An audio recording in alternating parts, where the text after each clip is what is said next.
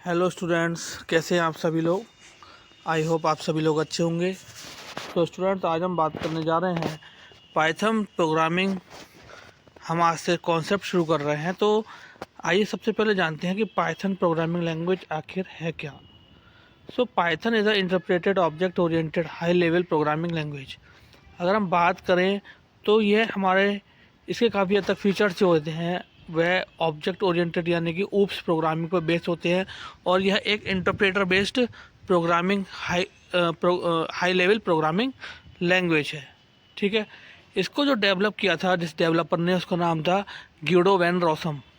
ठीक है। और इसको कमर्शियली यूज़ के लिए यानी कि यूज़र के यूज़ के लिए, वेब डेवलपमेंट के लिए या फिर सॉफ्टवेयर डेवलपमेंट की फील्ड में से 1991 में रिलीज़ किया गया। ठीक है। सो जनरली अगर हम बात करें तो यह बेसिकली जो यूज़ होता है वह वेब डेवलपमेंट के लिए, सॉफ्टवेयर डेवलपमेंट के लिए, मैथमेटिक्स प्रॉब्लम्स को सॉल्व करने के लिए टेक्निकल वे में, और सिस्टम स्क्रिप्टिंग, और सिस्टम को स्क्रिप्टिंग फॉर्म में, जैसे लाइनक्स उबंटू होता है उस तरीके से लिखने के लिए स्क्रिप्ट की फॉर्म में। Then characteristics of Python. Characteristics of Python की बात करें तो यहाँ कुछ कैरेक्टरिस्टिक्स यानी कि विशेषताएँ होती हैं पाइथन की, जिस बेस पर हम उसको यूज़ करते हैं। सो Python works on different platforms.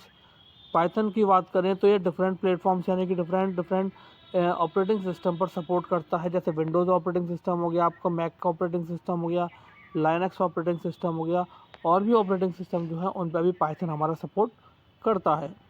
Python has a simple syntax similar to English language. Python की अगर हम बात करें तो इसका सिंटैक्स जो होता है वह सिमिलर होता है इंग्लिश लैंग्वेज की तरह।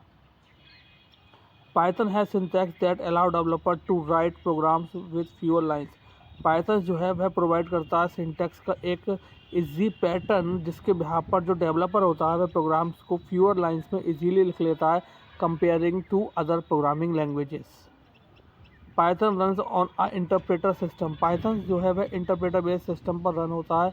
इसका मतलब यह हुआ कि जो हम लिखते हैं वह हमारा हैंड टू हैंड एग्जीक्यूट होता जाता है।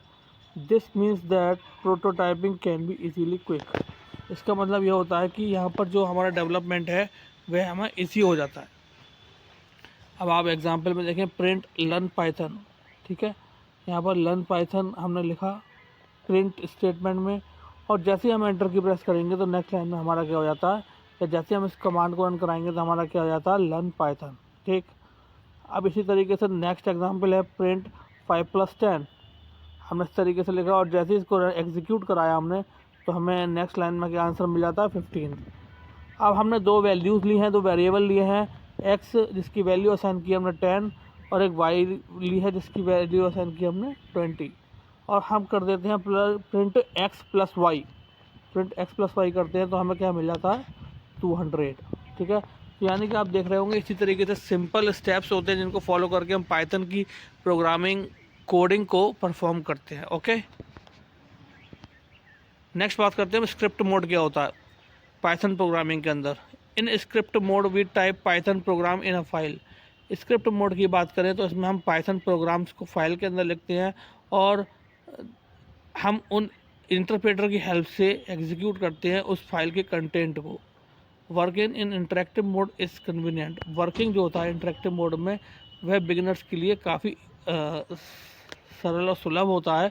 And for testing small piece of code, जिससे कि हमारे छोटे छोटे पार्ट्स में जो कोड होता है उसको हम इजीली डिटेक्ट कर लेते हैं।